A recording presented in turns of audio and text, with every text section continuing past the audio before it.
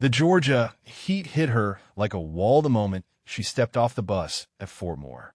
Sergeant First Class Theodora Vance, known in certain classified circles simply as Widow, adjusted the strap of her faded Army duffel bag and squinted against the afternoon sun. Her flight from Joint Base Lewis McChord had been delayed twice, rerouted once through Dallas, and somewhere over Texas, the airline had managed to lose every piece of luggage she owned. Her uniform, her credentials, her official orders folder with the embossed seal that would have made this entire day significantly simpler. Before we get into this story, drop a comment and let us know what state you're watching from. Maybe you have seen the kind of quiet strength that gets overlooked where you are from, or perhaps you know someone who served and came home different than they left. She wore jeans that had seen better days, a plain gray t-shirt, and hiking boots scuffed from 1,000 miles of terrain that would never appear on any map. At 5'4", with dark auburn hair pulled back in a simple ponytail, she looked more like a lost tourist than a decorated combat veteran. That was fine with her. She had learned long ago that appearances were just another form of camouflage. The administrative office was supposed to be open until 1700 hours. It was currently 1545. Plenty of time to get processed, receive temporary credentials, and report to Command Sergeant Major Pemberton, who had known her father back when both men were young Rangers believing themselves invincible. But when she reached Building 4200, the door was locked and a handwritten sign announced that the office had closed early due to a training exercise. Teddy stood there for a moment, allowing herself exactly 3 seconds of frustration before filing the emotion away in the same mental compartment where she stored hunger, exhaustion, and fear. Compartments that could be opened when useful and sealed when they were not. She turned and began walking toward the Ranger Training Brigade headquarters, figuring someone there could point her in the right direction. The base was alive with activity. Young men in various stages of the Ranger Assessment and Selection Program moved in formations or clustered in groups between training evolutions. They carried themselves with the aggressive confidence of youth, shoulders thrown back, voices loud, each of them convinced they were destined for greatness. Teddy recognized the posture. She had worn it herself once, before Syria, before the village with no name where her rifle had jammed, and she had learned exactly what her hands are capable of. She was halfway across the main quad when 2 cadets intercepted her path.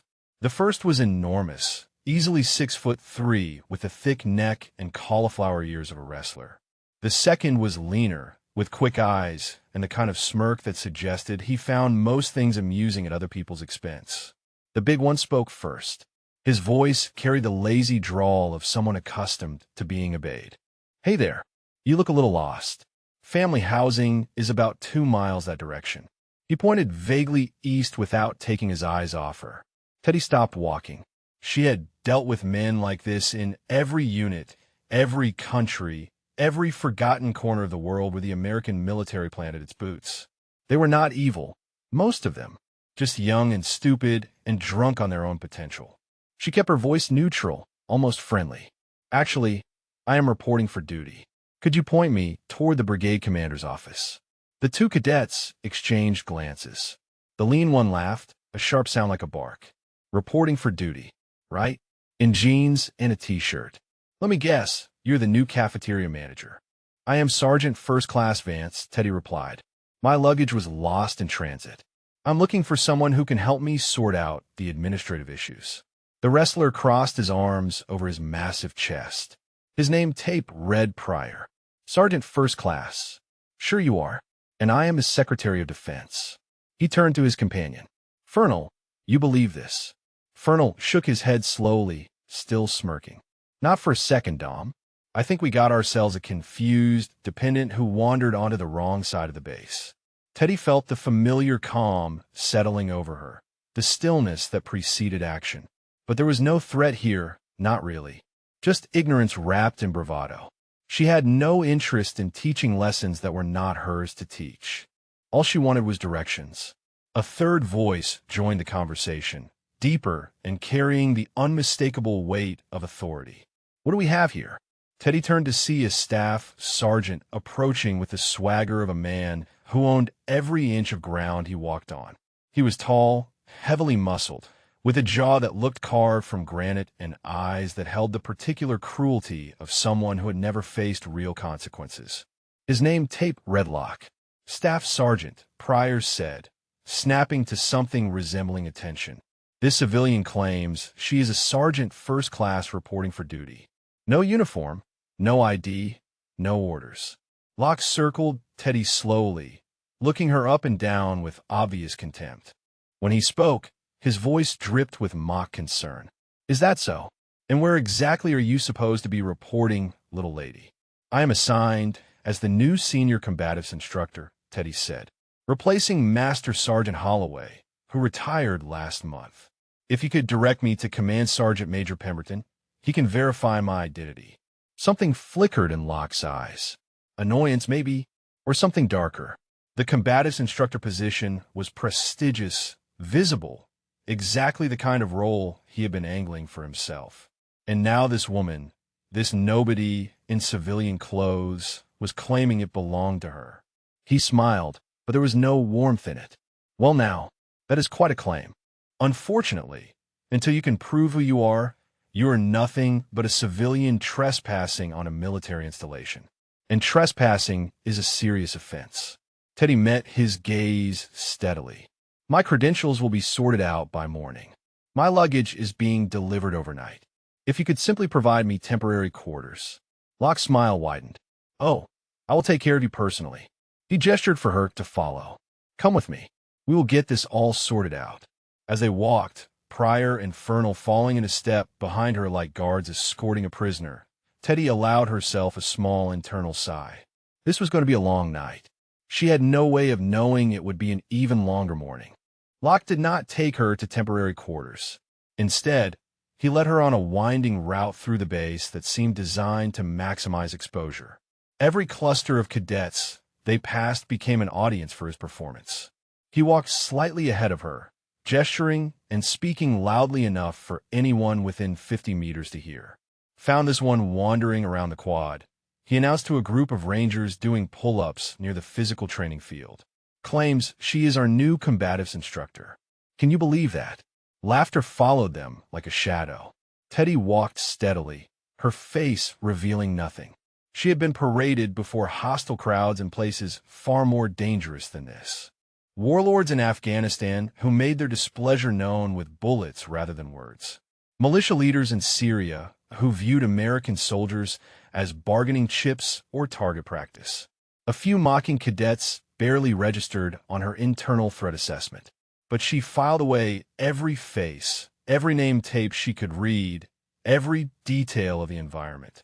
Old habits from a life where forgetting a single particular could mean death.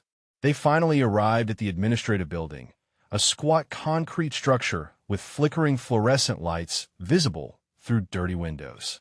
Inside, a single clerk sat behind a counter, looking bored and vaguely annoyed at the interruption to his evening.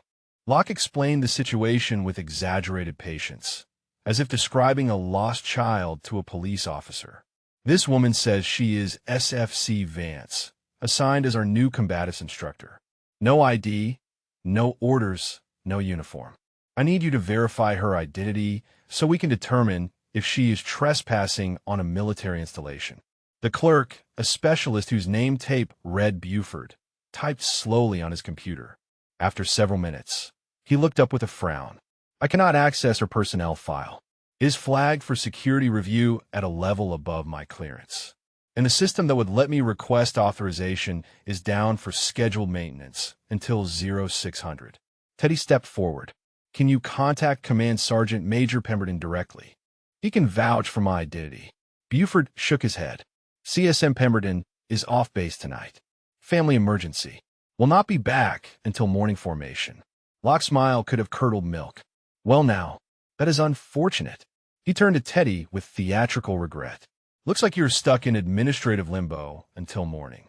As a matter of security, I cannot allow an unverified civilian to wander the base freely. You understand. What exactly are you proposing? Teddy asked.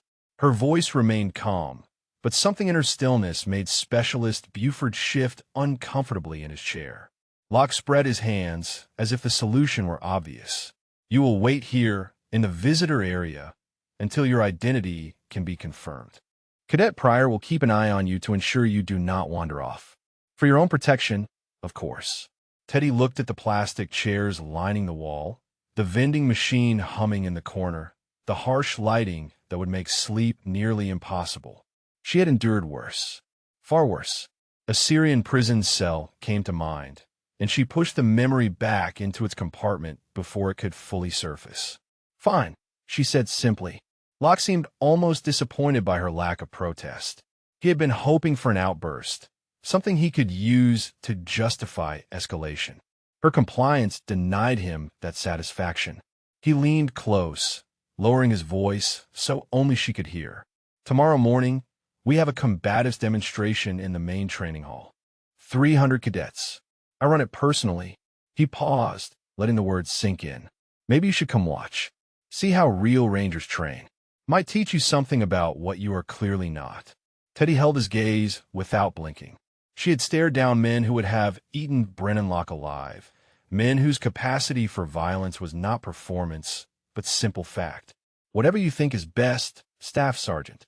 Something flickered in his eyes, a momentary uncertainty quickly buried beneath bravado. He straightened up and gestured to Pryor. Keep her here. No one in or out without my authorization. Roger that, Staff Sergeant. Locke strode out without looking back. Fernald followed, but not before throwing one last smirk in Teddy's direction. The door closed. The fluorescent lights buzzed. Specialist Buford suddenly found urgent paperwork that required his attention in a back room, leaving Teddy alone with her guard. Pryor settled into a chair across from her, legs spread wide, arms crossed. So, you really expect anyone to believe you are a combatives instructor? You look like you weigh about $120 soaking wet. Teddy sat down in one of the plastic chairs, her posture relaxed but precise.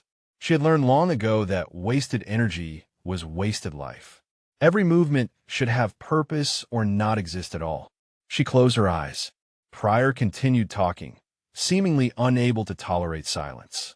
I have been wrestling since I was 12. Division I scholarship. 230 pounds of muscle. You know what that means. Teddy did not respond. It means I could break you in half without trying, he continued. No offense, just facts. Combatives is about size and strength. Physics, a little thing like you teaching Rangers how to fight. He laughed. That is comedy. The hours passed slowly. Pryor cycled through insults, boasts, and provocations. Teddy remained motionless, breathing slowly, conserving energy. She had once spent 72 hours in a hide site smaller than a coffin, waiting for a high-value target to appear. A night in a plastic chair was a vacation. Around 0300, the door opened and another cadet entered. Teddy opened her eyes just enough to read his name tape. Daughtry. He was younger than Pryor, with a thoughtful face and eyes that seemed to actually see rather than just look. I am here to relieve you, Daughtry said. Pryor stood, stretching dramatically. Good luck with the imposter. Maybe she will tell you about all the fake medals she has won. He left. The room settled into something approaching peace. Daughtry took his position but did not immediately launch into insults. Instead, he studied Teddy with quiet curiosity. After a long moment, he spoke. You're not what they think you are. Teddy opened her eyes fully. It was not a question, but she answered anyway. No, I am not. Where did you serve? The question was simple, direct, without malice. Teddy considered her answer carefully. Afghanistan. 3 tours. Syria. Some other places that do not officially exist. Daughtry nodded slowly. My uncle was 75th Regiment. He had the same look you have. Like you're always watching, even when your eyes are closed. Teddy allowed herself a small smile. The first genuine expression she had shown since arriving. Your uncle sounds like a smart man. He was. IED in Kandahar, 2018. I'm sorry. Daughtry shrugged, but his eyes held old grief. He would have liked you. He always said the quiet ones were the most dangerous. Outside, the first gray light of dawn began to seep through the windows. Teddy straightened in her chair. What is the training schedule today? Daughtry hesitated before answering. Combatives demonstration. 0900. All Phase 2 candidates. Staff Sergeant Locke runs it personally. He looked at her with something approaching concern. He is not going to leave you alone. You know that. Teddy nodded. She did know, and she had already accepted what would have to happen. Some lessons could only be taught the hard way. The sun rose over Fort Moore like a slow-burning fuse. Teddy watched the light creep across the linoleum floor of the waiting room, marking the passage of time in inches rather than minutes. She had not slept, not truly, but she had rested in the way that combat veterans learn to rest. A state between consciousness and dreams where the body recovers while the mind remains alert to danger. Daughtry had been quiet for the last hour, seemingly content to share silence rather than fill it with noise.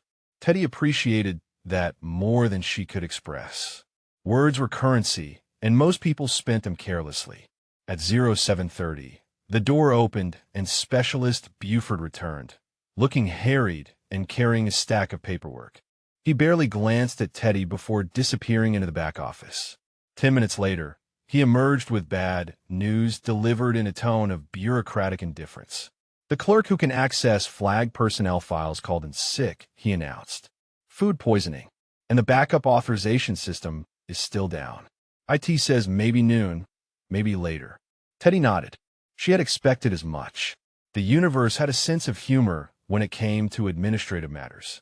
Is there any other way to verify my identity? Buford shrugged. You could try calling your previous command directly, but the phone lines to JSOC are restricted. You would need authorization to even request authorization. He seemed to find this amusing in a tired sort of way. The door banged open before Teddy could respond. Staff Sergeant Locke strode in like a man who owned the building and everyone in it. He wore his physical training uniform, muscles straining against the fabric, and his smile carried the particular satisfaction of a predator who had cornered prey. Good morning, he said brightly. I trust you slept well in our accommodations. Teddy stood, brushing off her jeans with casual indifference. Well enough. I understand my credentials still cannot be verified. Tragic, really. Locke shook his head with mock sympathy. But I have good news. Since you claim to be interested in combatives, I have arranged for you to attend our demonstration this morning. Front row seat. You can observe how professionals operate. Daughtry shifted uncomfortably near the door. Staff Sergeant, maybe we should wait until her records are accessible. If she really is who she says. Locke silenced him with a look that could have frozen water. Did I ask for your opinion, Cadet? No, Staff Sergeant. Then keep it to yourself. Locke returned his attention to Teddy, gesturing toward the exit. Shall we? The cadets are already assembling. They walked across the base in the morning heat, Locke in front, Teddy behind, Daughtry trailing at a distance like a reluctant witness. Other soldiers stopped to watch them pass, word having spread through the barracks overnight. The woman who claimed to be a ranger, the imposter, the entertainment. Teddy cataloged the faces without seeming to look. Some showed amusement. Others showed skepticism. A few, mostly older NCOs who had actually seen combat, showed something different. Curiosity, uncertainty, the recognition that something about this situation did not quite add up. The combatives training hall was a cavernous space designed to accommodate large-scale instruction. Padded mats covered the central floor in a grid pattern. Bleachers lined 3 walls, already filling with cadets in matching PT uniforms. The 4th wall held equipment racks and a raised platform where instructors could demonstrate techniques to the entire assembly. 300 young rangers in training. Teddy could feel their collective energy, aggressive and hungry and desperate to prove themselves. She remembered being that young. She remembered thinking that strength was something you could measure in pounds lifted or miles run, before she learned that true strength was measured in what you could endure without breaking. Locke directed her to a bench along the side wall, away from the cadets, but visible to everyone. Sit here, he instructed. Watch and learn. Maybe you will see what you are missing. Teddy sat. She placed her hands on her knees, straightened her spine, and let her breathing slow to a rhythm that most people would find uncomfortable. 4 counts in, 8 counts out. the pattern of a sniper waiting for a shot, the pattern of someone who had learned to exist outside of time. The demonstration began with Locke taking center stage. He moved with the exaggerated confidence of a performer, his voice booming across the hall as he delivered a speech about the warrior ethos. He spoke of strength and dominance, of breaking opponents physically and mentally, of the sacred duty of Rangers to be the most lethal soldiers on any battlefield. The cadets absorbed every word like scripture. This was their God, their model of what a Ranger should be. They had no way of knowing that real combat looked nothing like what Locke described. That the warriors who survived were not the loudest or the most aggressive, but the most patient, the most controlled, the most willing to wait for exactly the right moment. Locke called Pryor and Fernal to the mat. Both had been briefed on their roles, and they executed the choreography with practiced precision. Pryor shot in for a takedown that Locke sprawled expertly. Fernal threw a combination that Locke slipped before countering with a textbook hip throw. The cadets cheered at each technique, validating their instructor with applause. Throughout the performance, Locke kept glancing at Teddy. She remained motionless, her face unreadable, her body language suggesting neither intimidation nor admiration. Just observation, clinical and detached, like a surgeon studying an X-ray. Her stillness irritated him. He had expected fear by now, or at least discomfort, some acknowledgement of his superiority. Instead, she sat there like a statue, watching him with eyes that seemed to see straight through his performance to something beneath. Locke finished a submission demonstration and stepped back, breathing hard more from excitement than exertion. He turned to address the assembled cadets with a wide smile. The best way to learn combatives, he announced, is through live demonstration against resisting opponents. He scanned the bleachers dramatically. Is there anyone here who would like to test their skills against me? Silence. 300 cadets suddenly found their shoelaces fascinating. Locke had injured challengers before, badly enough to set back their training by weeks. No one wanted to be the example. No volunteers. Locke feigned disappointment. Then his eyes found Teddy, and his smile sharpened into something cruel. Well, perhaps our guest would like to participate. After all, she claims to be a combatives instructor. Every head in the room turned toward the small woman on the bench. Teddy felt their stares like physical weight, pressing against her from all directions. She had known this moment was coming from the instant Locke had invited her to attend. The only question had been when. She rose slowly from the bench, her movements economical and precise. The room fell absolutely silent as she walked toward the mat, 300 pairs of eyes tracking her every step. Locke's smile widened. He thought he had already won. He had no idea what he had just invited onto his mat. Teddy stopped at the edge of the mat. She did not step onto it, not yet. Instead, she stood with her hands relaxed at her sides, looking up at Locke with an expression that betrayed nothing. I do not think this is a good idea, she said. Her voice was calm, conversational, as if discussing the weather rather than a physical confrontation. My credentials will be verified by noon. Perhaps we should wait until then. Locke laughed, and the cadets laughed with him. The sound echoed off the high ceiling like mocking thunder. Wait. Why will we wait? He spread his arms wide, playing to his audience. You claim to be our new combatives instructor. This is your chance to prove it, unless you are afraid. A ripple of amusement passed through the bleachers. Teddy heard whispers. Imposter. Fraud. She filed them away without reaction. I'm not afraid, she replied evenly. I am trying to prevent an outcome that benefits no one. Locke stepped closer, looming over her with his superior height. His voice dropped low, meant only for her ears. Listen to me carefully. You walked onto my base, claimed my position, and made me look like a fool in front of my cadets. He smiled without warmth. This is happening. The only question is how much it hurts. Teddy met his eyes. In them she saw ego and insecurity and cruelty, all wrapped in muscle and authority. She had faced far worse, but she had also learned that some battles could not be avoided, only delayed. She stepped onto the mat. The cadets leaned forward in their seats, sensing blood. This was better than any training exercise. A real confrontation with real stakes. Entertainment dressed up as instruction. Captain Lenora Ashford watched from the back of the hall, her arms crossed and her expression troubled. She had heard the rumors about the woman in civilian clothes, had dismissed them like everyone else. But something about the way this stranger moved bothered her. There was no wasted motion, no nervous energy. Every step was placed with the precision of someone who had learned to move silently through dangerous terrain. Ashford had seen that kind of movement before in soldiers returning from deployments they could not discuss. The ones who had done things that left marks invisible to everyone except those who knew what to look for. On the mat, Locke was circling Teddy like a shark.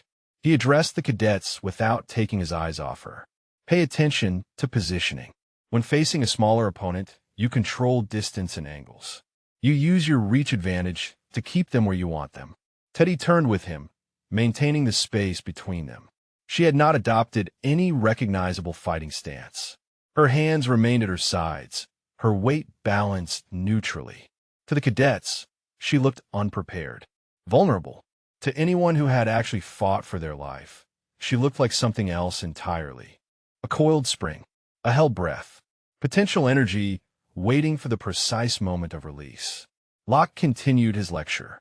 The key to controlling a smaller opponent is establishing dominance early, physical and psychological.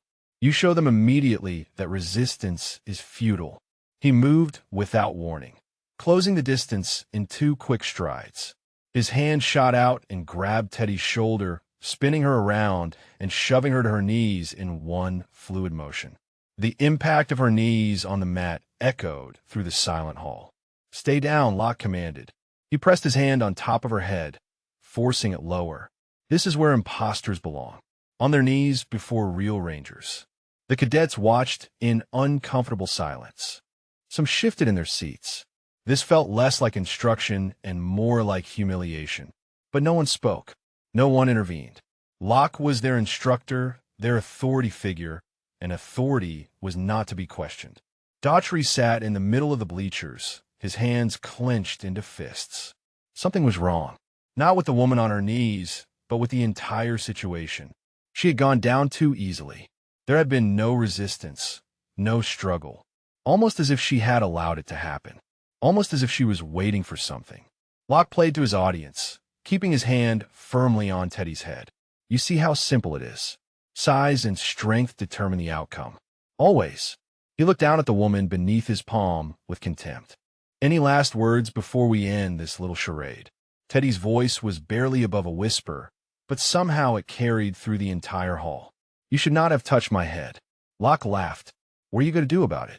What happened next will be discussed in Ranger School classrooms for years to come.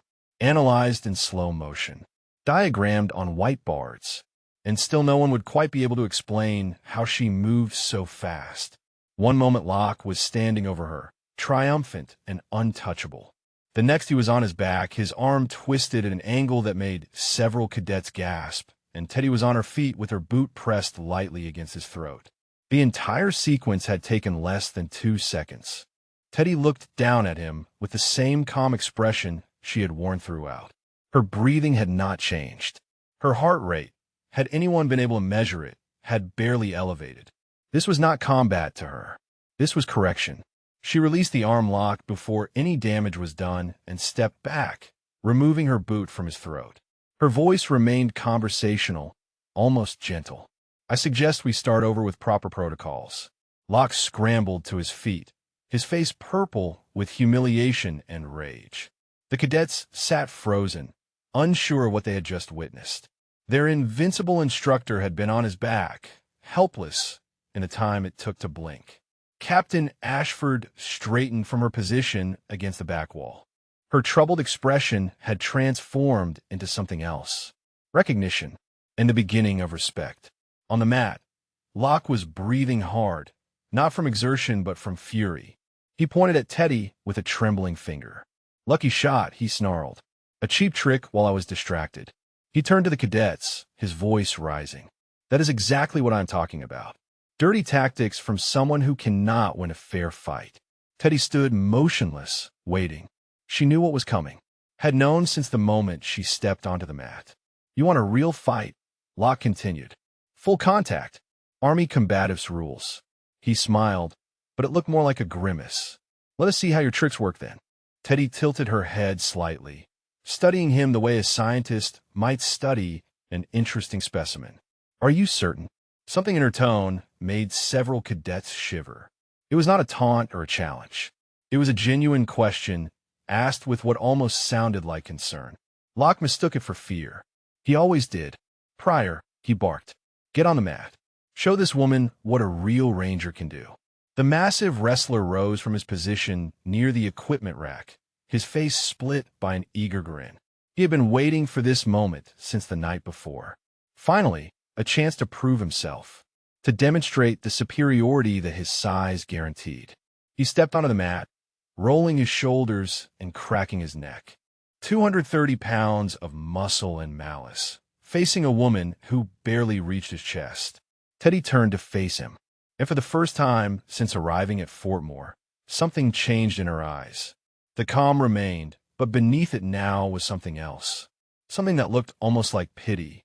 Pryor began circling immediately, his wrestling instincts taking over.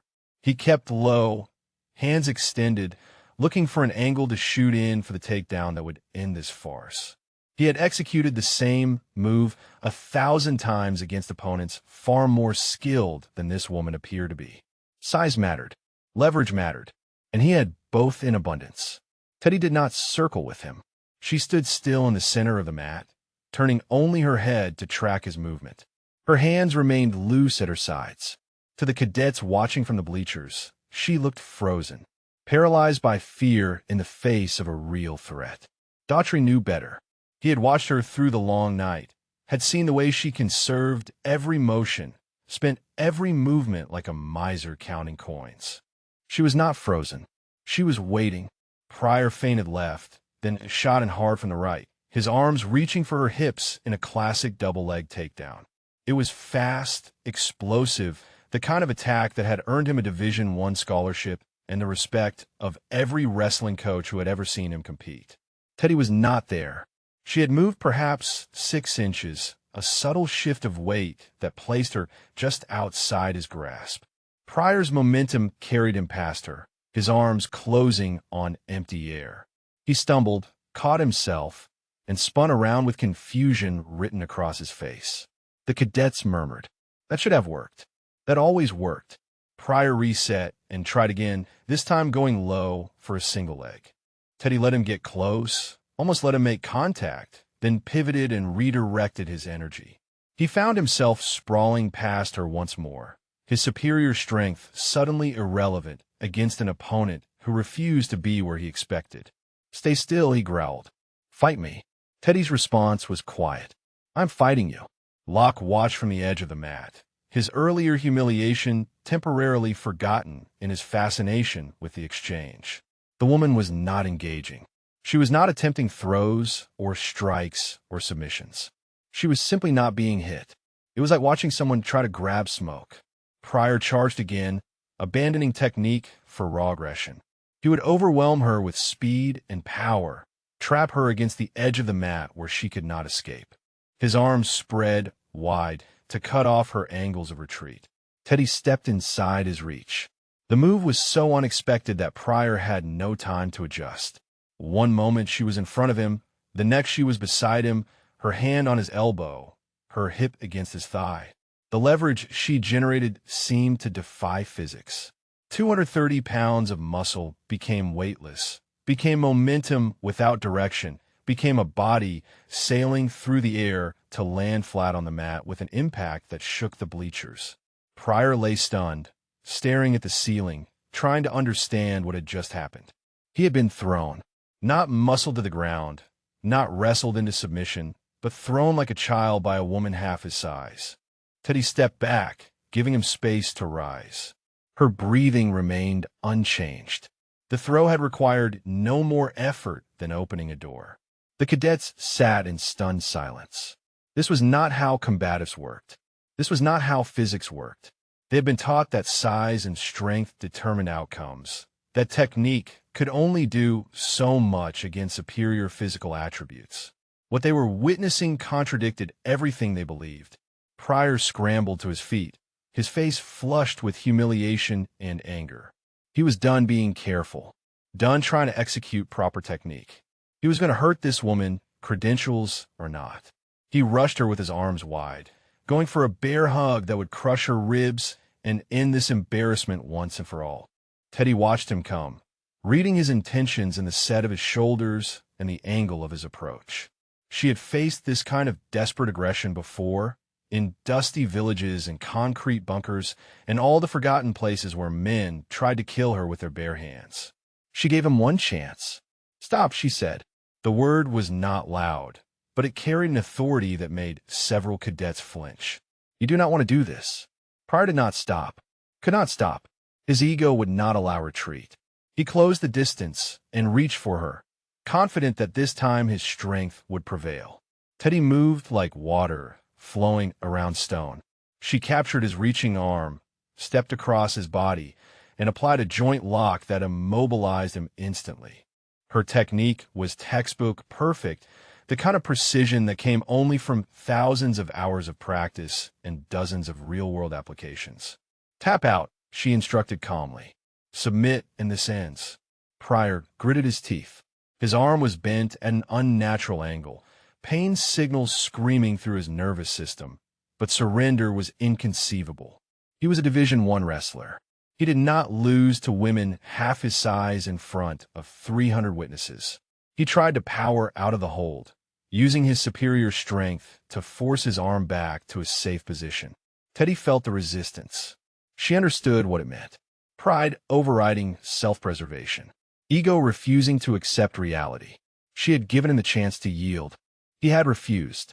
The crack of his elbow hyperextending echoed through the silent hall like a gunshot. Pryor screamed.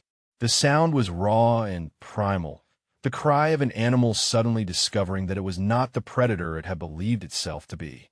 He collapsed to the mat, clutching his ruined arm, tears streaming down his face. Teddy released him immediately and stepped back. There was no satisfaction in her expression. No triumph. If anything, she looked tired, disappointed that it had come to this. The hall erupted into chaos. Medics rushed forward from their position near the equipment racks. Cadets shouted questions and accusations. Locke stood frozen at the edge of the mat, his face a mask of shock. Captain Ashford pushed through the crowd, her eyes fixed on the small woman standing alone in the center of the storm. She had seen enough. Whatever the administrative computers said, whatever credentials were or were not on file, this woman was exactly who she claimed to be. The only question was what would happen next. The medics worked quickly, stabilizing Pryor's arm and loading him onto a stretcher. His screams had subsided into whimpers, shock setting in to dull the worst of the pain. As they carried him past Locke, the staff sergeant seemed to wake from his paralysis. "She assaulted a cadet," he announced, his voice rising with each word. He pointed at Teddy with a trembling finger. "You all saw it. Unprovoked assault on a member of the United States Army. I want her restrained immediately." No one moved. The cadets looked at each other uncertainly. What they had witnessed did not match Locke's description. Pryor had attacked. Pryor had refused to submit. The woman had given him every opportunity to stop. Teddy remained in the center of the mat, motionless as a statue. She watched Locke's escalating rage with the same clinical detachment she had shown throughout. His authority was crumbling before his eyes, and he was responding the only way he knew how, with more aggression, more threats, more volume. "This is insubordination," Locke shouted at the frozen cadets. "I gave you an order. Restrain this woman." "Staff Sergeant." Captain Ashford's voice cut through the chaos like a blade. She stepped forward, positioning herself between Locke and Teddy. "Perhaps we should wait for Command Sergeant Major Pemberton before taking any action. This situation requires proper documentation." Locke turned on her, his face contorted with fury. "This is not your concern, Captain. This is a training matter under my authority."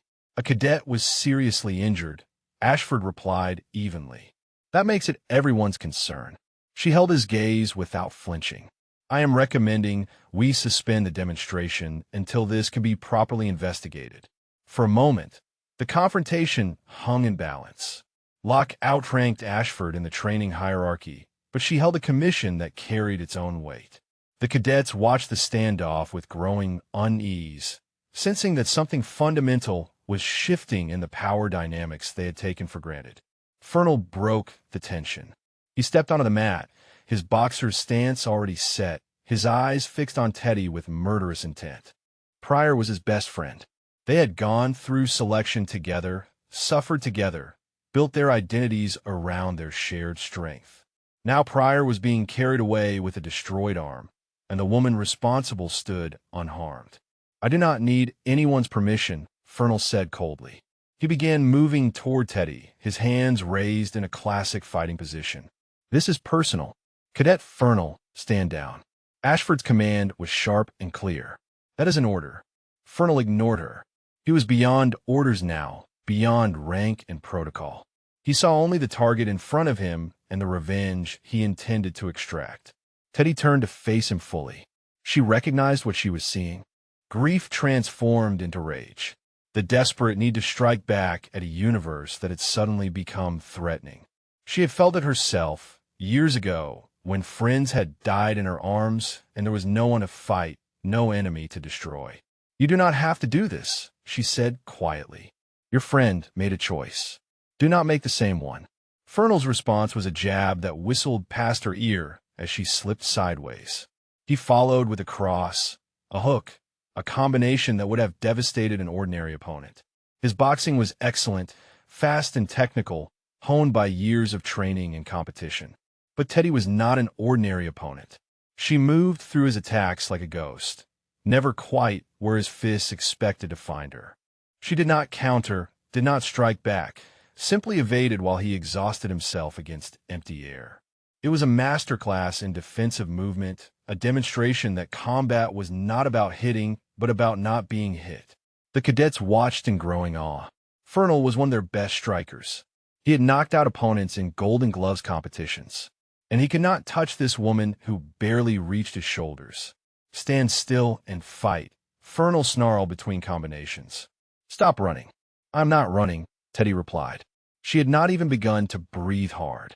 I'm showing you the difference between training and experience. Fernal overcommit on a hook, throwing his weight behind a punch meant to end the fight decisively. Teddy was inside his guard before his fist completed its arc. Her hands moved in a blur, capturing his arm and twisting it into a standing lock that wrenched his shoulder and elbow simultaneously. The Kimura, one of the most devastating submissions in grappling, applied from a standing position with perfect leverage. Fernal found himself bent forward, his arm cranked behind his back at an angle that sent lightning bolts of pain through his entire body. Submit, Teddy instructed. Her voice held no anger, no satisfaction, only a kind of weary patience. Tap my leg, and this ends. Fernal's face contorted. He thought of Pryor on the stretcher. He thought of all the times they had boasted about being the toughest cadets in the program. He thought of what it would mean to surrender to this woman in front of 300 witnesses. He tried to spin out of the hold. Teddy felt the resistance and made her decision in a fraction of a second. She had given warning. She had offered mercy. Some lessons could only be learned through pain. The second crack was somehow louder than the first. Fernal collapsed to the mat, screaming, clutching an arm that now bent in a direction human arms were not designed to bend.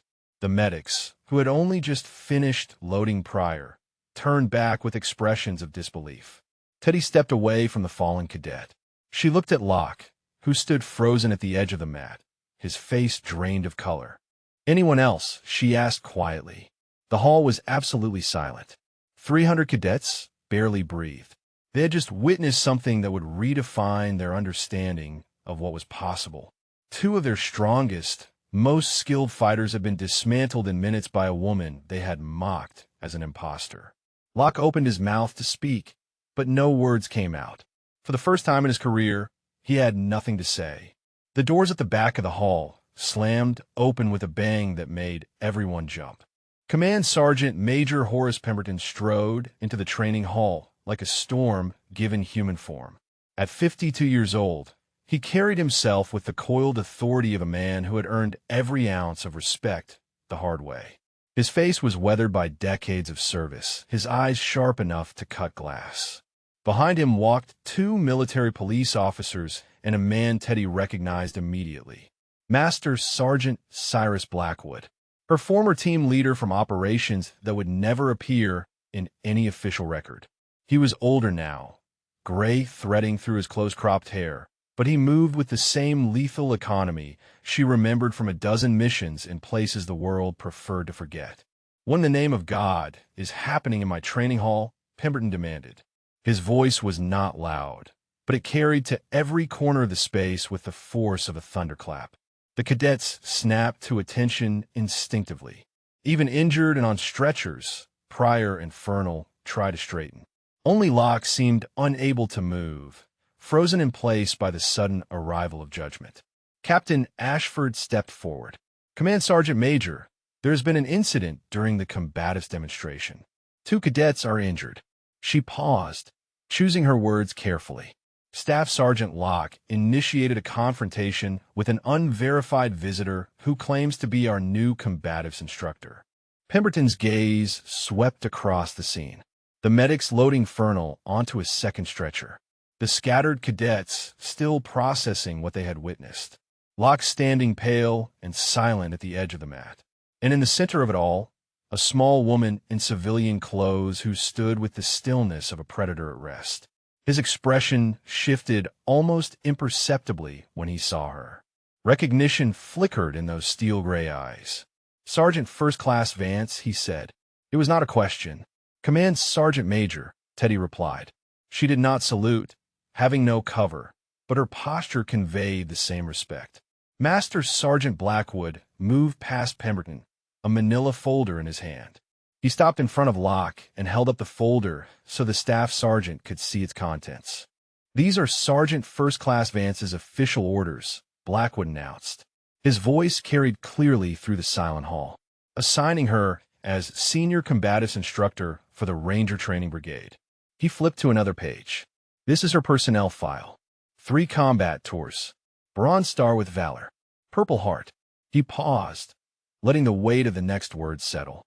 "Silver Star, pending final processing for actions in Syria that remain classified." Locke's face went from pale to ashen. His mouth opened and closed wordlessly, like a fish suddenly removed from water. Blackwood continued, his tone hardening. "And this is her qualification record. Master Instructor Certification in Army Combatives. Black Belt in Brazilian Jiu-Jitsu under Rodrigo Gracie. Krav Maga Instructor Certification from the Israeli Defense Forces." He closed the folder with a snap that echoed through the hall. "She is one of the most qualified hand-to-hand combat instructors in the entire United States military." The cadets sat in stunned silence. The woman they had mocked as an imposter, the civilian they had dismissed as lost and confused, was not only legitimate but legendary. Everything they thought they knew had been wrong. Pemberton turned his attention to Locke. His voice was quiet now, which somehow made it more terrifying. "Staff Sergeant Locke, explain to me why 2 of my cadets are on stretchers. Explain to me why a decorated combat veteran was detained overnight without proper verification. Explain to me why you thought it was appropriate to physically assault an instructor in front of 300 witnesses." Locke finally found his voice, though it emerged as barely more than a whisper. "I did not know. There were no records. She had no identification. I was following security protocols." "Security protocols." Pemberton repeated the words as if tasting something rotten. "You forced a sergeant first class to her knees and pressed her head down while telling her to kneel before real Rangers." He took a step closer to Locke. "That is your idea of security protocols." The color drained from Locke's face completely. Someone had told Pemberton. Someone had witnessed everything and reported it. He glanced at the cadets, trying to identify the informant, but 300 faces stared back with expressions ranging from shock to barely concealed satisfaction. Captain Ashford reported the situation the moment she understood what was happening. Pemberton continued, "Which is more than I can say for anyone else in this hall. He turned to address the assembled cadets. Let this be a lesson to all of you. Rank and size do not determine worth. Arrogance is not strength. And the most dangerous person in any room is usually the one who does not need to prove it. His words hung in the air, settling over the cadets like a weight they would carry for the rest of their careers. Pemberton turned back to Locke. You are relieved of duty effective immediately. Report to my office at 1400 hours. Bring your lawyer if you have one. He glanced at the MPs, escort staff Sergeant Locke from the training area. The MPs moved forward. Locke seemed to consider resistance for a moment, then deflated visibly. His shoulders slumped, his head dropped, and he allowed himself to be led toward the exit. As he passed Teddy, he stopped and looked at her with an expression that mixed hatred with something that might have been grudging respect. Who are you? He asked quietly. The question seemed genuine, stripped of bravado for the first time. Teddy met his eyes without hostility. I am exactly who I said I was. A soldier doing her job. Locke held her gaze for a long moment, then nodded once and allowed the MPs to escort him out. The doors closed behind him with a finality that everyone understood. His career was over. His reputation destroyed. Everything he had built on intimidation and performance had crumbled in less than an hour. Pemberton waited until the doors closed before turning to Teddy. His expression softened almost imperceptibly. Your father would be proud, he said quietly. He always said you would be better than him. Teddy felt something tighten in her chest at the mention of her father. Sergeant Major Elias Vance, killed in action during Operation Anaconda when she was 17. The reason she had enlisted. The ghost she had been trying to honor ever since. Thank you, she said simply. It was all she could manage. Pemberton nodded, understanding what remained unspoken. He turned to address the assembled cadets one final time. You have just witnessed something rare. A true warrior who does not seek conflict but ends it decisively when given no choice. He gestured toward Teddy. This is your new combatives instructor. I suggest you pay attention to everything she teaches you.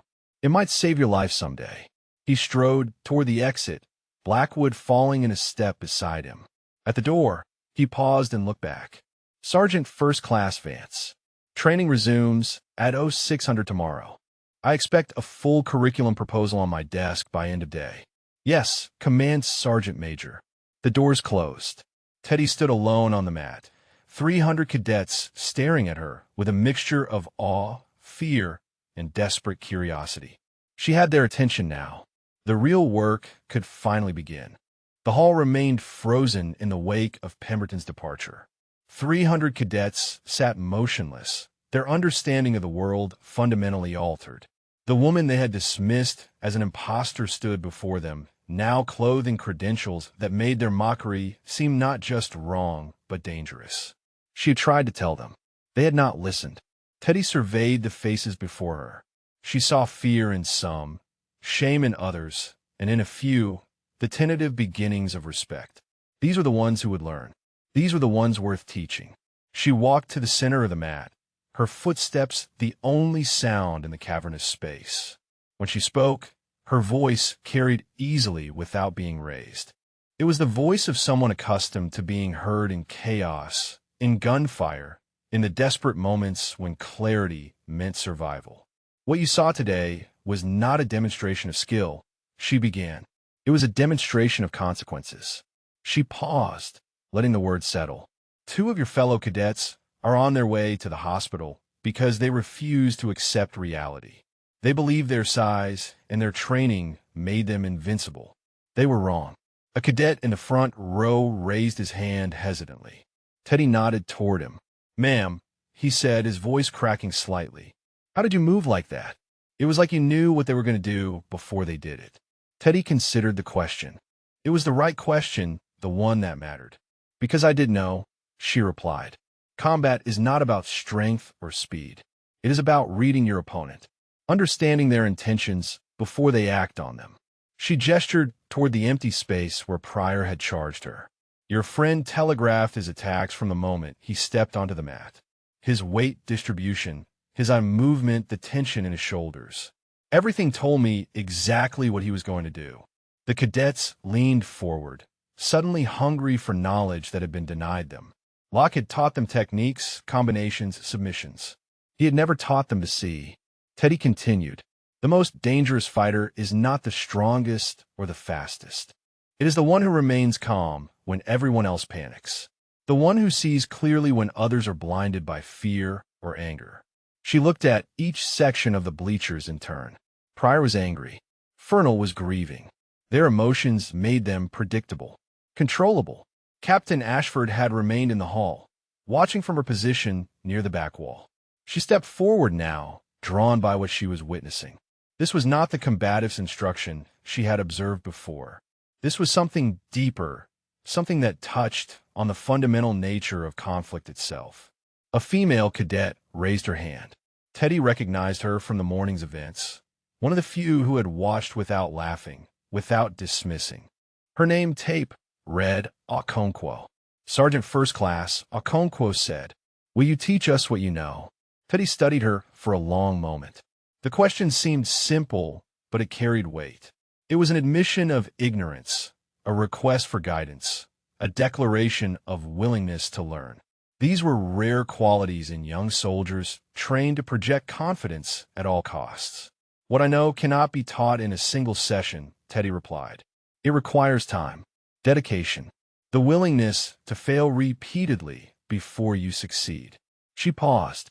"Most importantly, it requires you to unlearn what you think you know about fighting."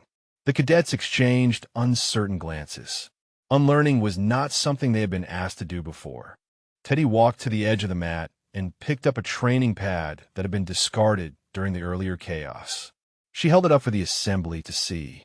"You have been taught that combat is about dominance, about overwhelming your opponent with superior force."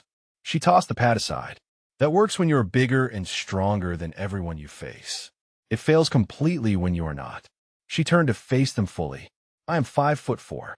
I weigh 123 pounds. By every measure you have been taught to value, I should be helpless against opponents like the ones who challenged me today." She let that sink in. And yet, the unspoken conclusion hung in the air. 2 broken arms. 2 elite cadets defeated in seconds. Every assumption shattered. Teddy began to pace slowly, her movements economical and precise.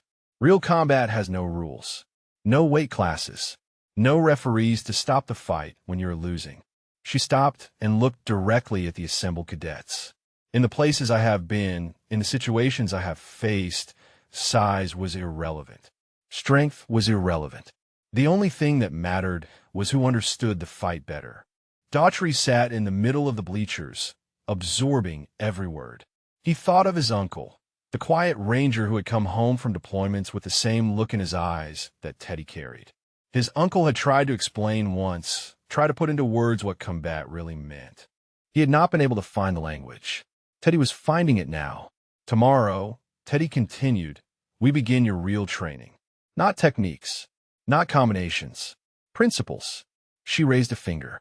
"First, you'll learn to see, to read your opponent's intentions in their body language and breathing. Another finger. Second, you'll learn to move, not with force, but with efficiency, using angles and leverage instead of strength. A third finger. Third, you'll learn to think, to remain calm under pressure, to make decisions in fractions of seconds that will determine whether you live or die." She lowered her hand. "This is what I will teach you. Not how to win fights in a training hall. How to survive when everything goes wrong and you're the only thing standing between your team and destruction." The silence that followed was different from before. It was not shock or fear. It was anticipation. The cadets had glimpsed something beyond their previous understanding, a level of capability they had not known existed. And now they wanted it for themselves. Captain Ashford approached the mat as the cadets began to murmur among themselves.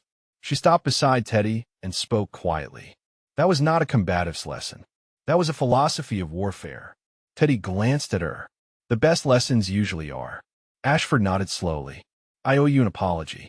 When you arrived, I should have intervened sooner. I let protocol override my judgment." "You did intervene," Teddy replied. "When it mattered, you stepped between Locke and me. That took courage. It took watching you disable 2 trained fighters in less than a minute, Ashford said with a slight smile. Hard to ignore evidence like that. Teddy almost smiled back. The expression felt foreign on her face, and used muscles remembering an old pattern. I could use an ally here, she said. Someone who understands what these cadets need to learn and why the old methods are not enough. Ashford straightened, recognizing the offer for what it was. Count me in, Sergeant First Class. The two women stood together on the mat as the cadets continued their discussions, voices rising with excitement and nervous energy. Something had shifted in the training hall, something that would ripple outward through the entire program. Change had arrived at Ranger School, and it was only beginning. The afternoon sun had shifted by the time Teddy finally left the training hall. Her luggage had arrived during the demonstration, delivered to the administrative building by a courier who had no idea of the chaos unfolding across the base. She collected her duffel bags from Specialist Buford, who now looked at her with an expression mixing apology and awe. I should have tried harder to verify your credentials, he said as she signed the receipt. There were other channels I could have pursued. Teddy shook her head. You followed protocol. The system failed, not you. She shouldered her bags. Just remember that protocols exist to serve people, not the other way around. She walked to the temporary quarters she had been assigned, a small room in the instructor barracks that smelled of industrial cleaner and decades of transient occupancy. It was not much, but it was hers. She had slept in far worse places. As she unpacked her uniform, her fingers brushed against a worn photograph tucked into an inner pocket. Her father, Sergeant Major Elias Vance, standing in front of a Black Hawk helicopter with his team. He was smiling, one of the rare photographs where he had allowed himself that vulnerability. 3 weeks after this picture was taken, he was dead. Teddy sat on the edge of the narrow bed, holding the photograph. She had joined the Army because of him, had pushed herself toward the most demanding assignments because he had taught her that excellence was not optional. Every skill she had developed, every technique she had mastered, every fight she had survived was built on the foundation he had laid before she was old enough to understand what it meant. A knock at the door pulled her from her memories.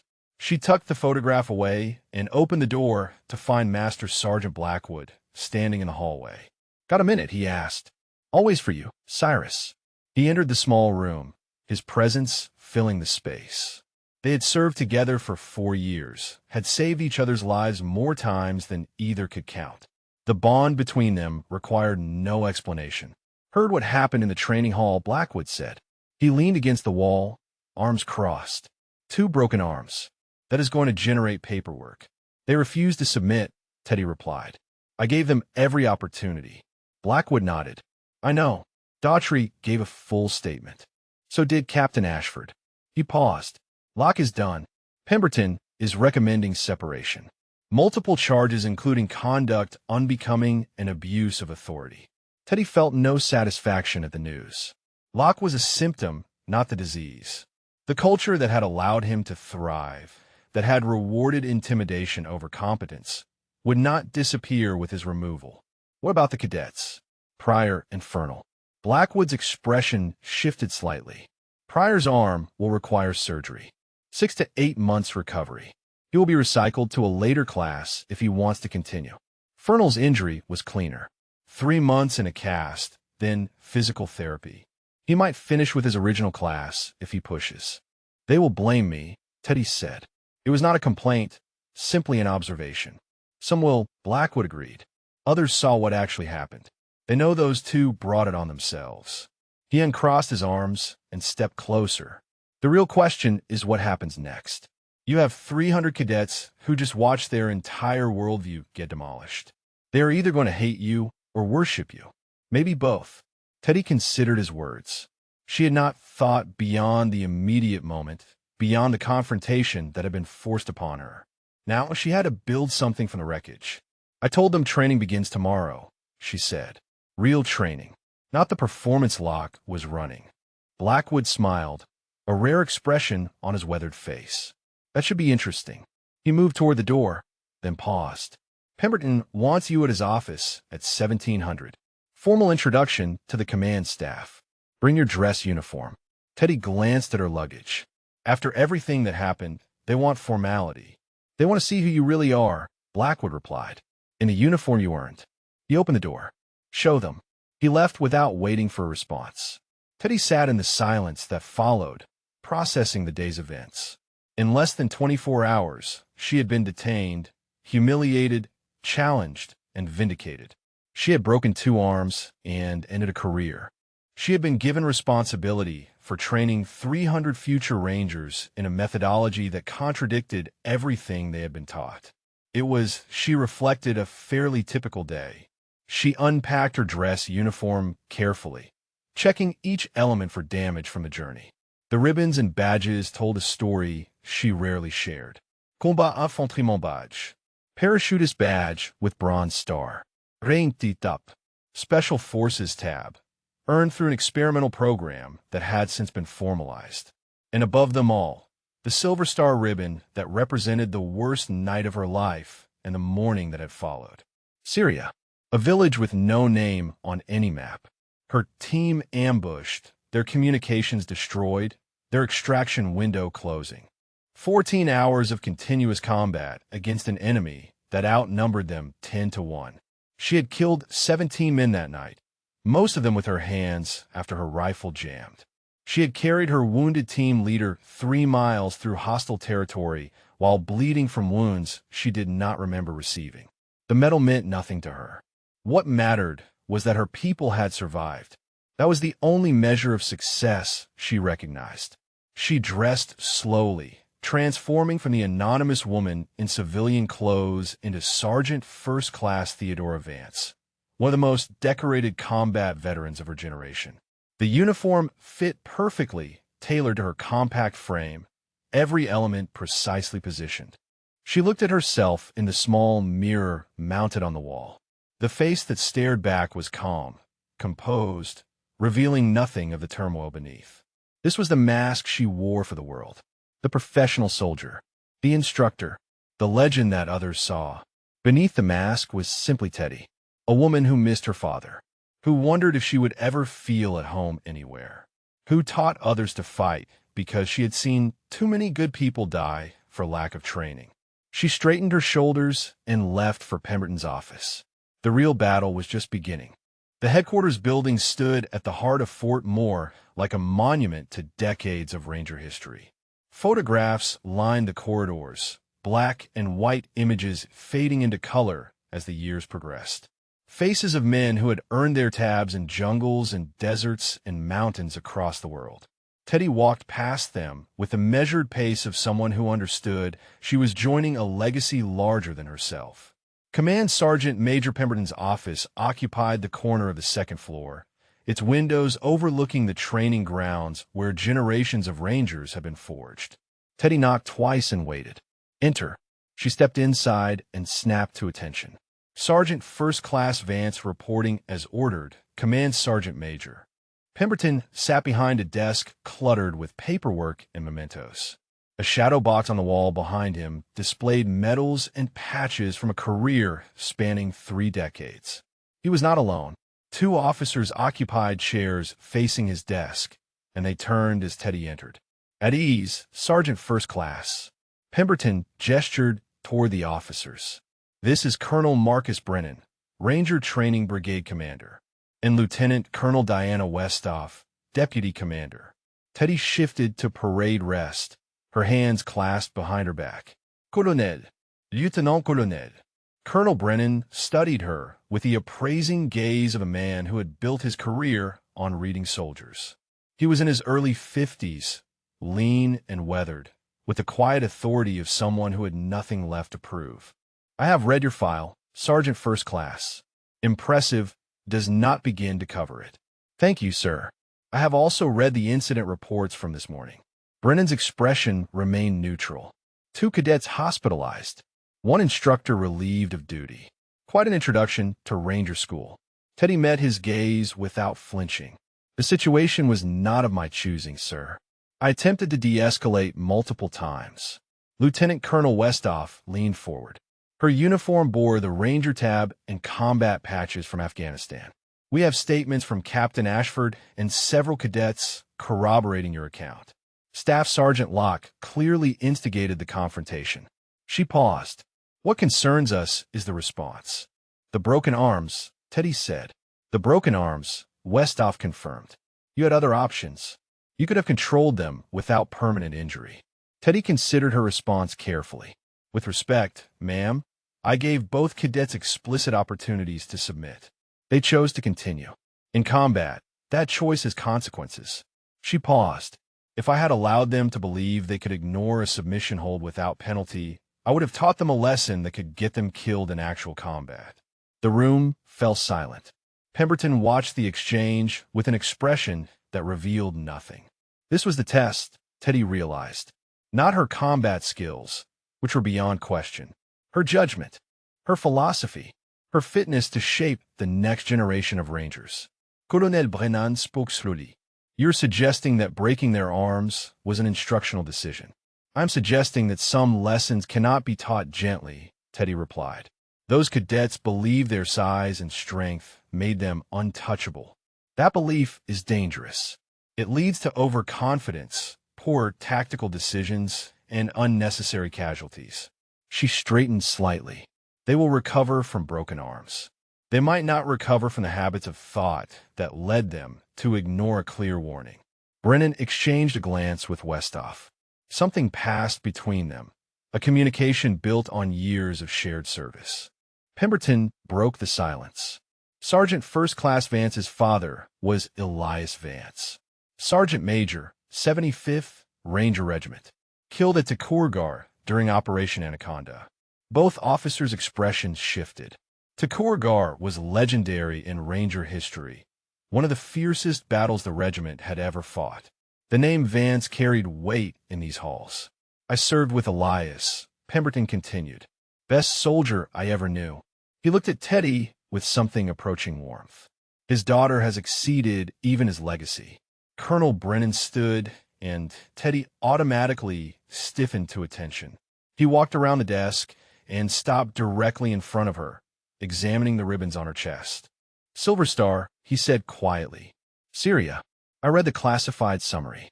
He looked up to meet her eyes. You killed 17 enemy combatants in close-quarters combat over 14 hours while wounded, then carried your team leader to extraction under fire. He shook his head slowly. I have commanded Rangers for 20 years. I have never seen a record like yours. I was doing my job, sir. No, Brennan replied. You were doing something far beyond any job description. He stepped back. That is exactly what we need teaching our cadets. Lieutenant Colonel Westhoff stood as well. We are prepared to give you full authority over the combatives curriculum. Redesign it from the ground up if necessary. She glanced at Pemberton. The command sergeant major tells us your methods are unconventional. They are effective, Teddy said. That is what matters. Westhoff extended her hand. Welcome to Ranger School, Sergeant First Class. Officially this time. Teddy shook her hand, then Colonel Brennan's. The formality felt strange after the chaos of the day, but she understood its importance. She was being accepted not just as an instructor, but as a member of a community that traced its lineage back generations. Pemberton rose from his desk. One more thing. He opened a drawer and withdrew a worn leather folder. Your father left this with me before his final deployment. Asked me to give it to you if you ever followed in his footsteps. He held out the folder. I would say you have done that and more. Teddy took the folder with hands that remained steady through pure force of will. The leather was cracked with age, warm from decades of storage. She did not open it. Could not, in front of witnesses. Thank you, Command Sergeant Major. Pemberton nodded. Dismissed, Sergeant First Class. Training begins at 0600. I expect those cadets to learn things they never imagined possible. Teddy saluted, executed a precise about-face, and walked out of the office. In the corridor, away from watching eyes, she allowed herself to look at the folder. Her father's handwriting on the cover, faded but legible. For Teddy, when she becomes what I always knew she could be. She pressed the folder against her chest and closed her eyes. Somewhere, she hoped, he was watching. She had finally come home. The evening air had cooled by the time Teddy returned to her quarters. She sat on the edge of her bed with her father's leather folder in her lap, turning it over in her hands. The weight of it was slight, just paper and leather, but it carried the mass of 20 years of wondering. She opened it slowly. Inside was a letter, handwritten on army stationery dated 3 days before Operation Anaconda. The paper had yellowed with age, the ink slightly faded, but her father's precise handwriting remained clear. "Teddy," the letter began, "if you're reading this, then 2 things have happened. First, I did not make a home. I'm sorry for that, more than you'll ever know. Second, you became a soldier. I always knew you would. From the time you were small, I saw it in you. The same fire that burned in me. The same refusal to accept injustice. The same need to protect those who cannot protect themselves." Her vision blurred. She blinked hard and continued reading. "I want you to know that I am proud of you. Not for the uniform or the medals or whatever accomplishments led Horace to give you this letter. I am proud of who you are. The person you chose to become despite losing me too soon. The warrior you forged yourself into through will and sacrifice. There are things I wish I could have taught you myself. How to fall in love without losing yourself. How to find peace in a world that offers so little of it. How to carry the weight of what we do without letting it crush you. Maybe you have figured these things out on your own. You always were smarter than me. One thing I can tell you. The uniform is not who you are. The skills are not who you are. Those are just tools. Who you are is the person who chooses what to do with those tools. Choose wisely. Choose with compassion. And never forget that the strongest warriors are those who fight so others do not have to. I love you, Teddy. Across whatever distance separates us, across whatever time remains, I love you. Your father, Elias." Teddy sat motionless for a long time, the letter in her hands, tears running silently down her face. She had not cried since his funeral, had locked that grief away in a compartment she never opened. But here, alone in a small room at Fort Moore, she finally allowed herself to feel what she had spent 2 decades suppressing. He had known, had always known what she would become, had loved her across the years, across death itself, with a faith she had only begun to understand.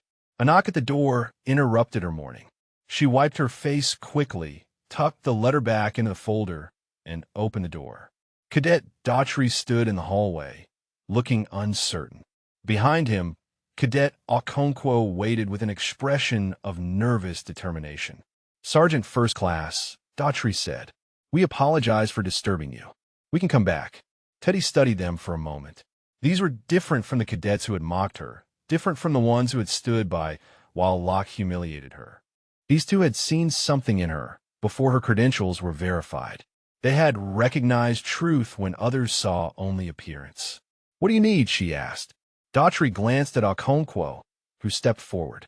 "We want to learn," she said. "Not tomorrow with everyone else. Tonight. We want to understand what you showed us in the training hall." Teddy considered the request. She was exhausted, emotionally drained, in no condition to teach. But she recognized something in these 2 cadets. Hunger, humility, the willingness to admit ignorance in pursuit of growth. Her father's words echoed in her mind. The strongest warriors are those who fight so others do not have to. "Come in," she said. They entered the small room, standing awkwardly until Teddy gestured for them to sit on the floor. She joined them, forming a small triangle, and for a moment simply looked at each of them in turn. "What I teach is not about fighting," she began. Her voice was quiet, stripped of the formal tone she had used in the training hall. "It is about understanding. Understanding yourself, your opponent, and the space between you." Okonkwo leaned forward. "How we learn that?" "By unlearning everything you think you know." Teddy shifted her position slightly, demonstrating unconsciously the economy of movement she preached. "You have been taught that strength comes from muscle, from aggression, from dominance. But true strength comes from awareness, from stillness, from the ability to remain calm when everything around you is chaos." Daughtry nodded slowly. "My uncle used to say something similar. He said the loudest soldiers were usually the ones who had never seen real combat." "Your uncle was wise," Teddy replied. She paused, choosing her next words carefully. "Tomorrow I will teach your entire class techniques and principles. But tonight, I will teach you something more fundamental. She looked at each of them in turn. I will teach you how to see. For the next 2 hours, she guided them through exercises that seemed almost meditative. Breathing patterns that calmed the nervous system. Observation techniques that revealed intention in the smallest movements. Mental frameworks for processing information under stress. They practiced reading each other's body language, predicting movements before they occurred, finding the subtle tells that betrayed intention. They made mistakes, learned from them, made new mistakes, and learned again. By the time they left, both cadets moved differently. Not dramatically, but perceptibly. Their steps were more deliberate, their awareness more expansive. They had taken the first steps on a path that would transform them. Teddy watched them go, then returned to her bed. She picked up her father's letter and read it one more time. Choose wisely. Choose with compassion. She folded the letter carefully and placed it under her pillow. Tomorrow, she would begin reshaping the combatives program. Tonight, she had planted 2 seeds that might grow into something extraordinary. It was enough. For now, it was enough. Dawn broke over Fort Moore with the promise of change. Teddy stood at the entrance to the combatives training hall, watching the cadets file in with expressions ranging from apprehension to curiosity. Word had spread through the barracks overnight. The woman who broke 2 arms. The Silver Star recipient. The daughter of a legend. They came carrying expectations she had not asked for and prejudices she would have to dismantle. 300 cadets assembled in formation, their movements crisp with military precision. Among them, Teddy spotted Daughtry and Okonkwo standing slightly apart, their posture subtly different from their peers. Seeds already growing. She walked to the center of the mat and waited for silence. It came quickly. No one wanted to draw attention, not after what they had witnessed the day before. Yesterday you saw a demonstration, she began. Her voice carried easily through the hall. Today you begin your education. She paused, letting the distinction settle. What I will teach you contradicts much of what you have learned. Some of you will resist. Some will fail. But those who listen, those who practice, those who set aside their egos long enough to truly learn, they will leave this program as warriors capable of things you cannot currently imagine. A hand rose tentatively from the formation. Teddy nodded toward a cadet whose name tape read Hollister. Sergeant First Class, he said, what happened to Pryor and Fernal? Are they going to be okay? Teddy appreciated the question. It showed concern for fellow soldiers, a quality more valuable than any combat technique. Cadet Pryor underwent successful surgery last night. He will recover fully with physical therapy. Cadet Fernal's arm was set and casted. Both will have the opportunity to complete Ranger training with future classes if they choose. Relief rippled through the formation. Whatever had happened, their comrades would survive. Teddy continued. What happened to them was preventable, not by me but by them. She began to pace slowly, her footsteps the only sound. They believed that size and strength guaranteed victory. They refused to submit when they were clearly defeated. That combination of arrogance and stubbornness is what put them in the hospital. She stopped and faced the formation directly. I will not teach you to be arrogant. I will not teach you to be stubborn. I will teach you to be effective. And effectiveness begins with understanding your limitations. For the next 3 hours, she led them through training unlike anything they had experienced. No techniques, no sparring. Instead, she taught them to breathe, to observe, to remain calm while stress was artificially induced. Cadets who had prided themselves on physical prowess found themselves struggling to maintain composure during simple exercises designed to trigger panic responses. Captain Ashford observed from the side of the hall, taking notes for her own development. She watched Teddy move through the formation, correcting postures, adjusting breathing patterns, offering quiet words of encouragement to those who struggled. This was not the combatives instruction she had seen before. This was something closer to transformation. By mid-morning, several cadets had experienced breakthroughs. Small ones, almost imperceptible to outside observers, but significant. A cadet who had flinched at every unexpected sound learned to process the startle response without losing focus. Another who had been paralyzed by simulated pressure found a calm center from which to operate. Progress, measured in millimeters rather than miles. Teddy called a break and approached the side of the hall where a figure stood in the shadows. Pryor, his arm in a sling, his face pale but determined. "You should be resting," she said. Pryor shook his head. "I had to see, had to understand." He met her eyes with difficulty, shame warring with something newer. "You tried to warn me. I did not listen." "No, you did not." He swallowed hard. "Teach me, when I recover. Teach me what you taught them just now." He glanced at the cadets returning to formation. "I want to learn for real this time. No ego, no assumptions. Just learning." Teddy studied him for a long moment. The arrogance she had seen the day before was gone, burned away by pain and humiliation. In its place was something raw and uncertain, a foundation that could be built upon.